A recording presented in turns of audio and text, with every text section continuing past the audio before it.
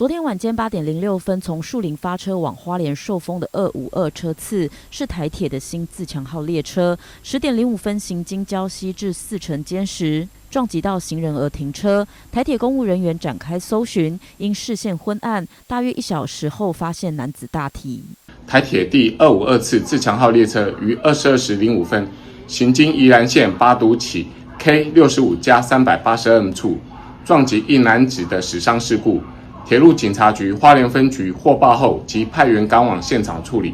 因现场偏僻且能见度不佳，大铁于23时03分方寻获。事故影响10列次班车，最晚延误了110分钟，估计有400名乘客受影响。而现场也在凌晨1点02分解除封锁，恢复正常行车。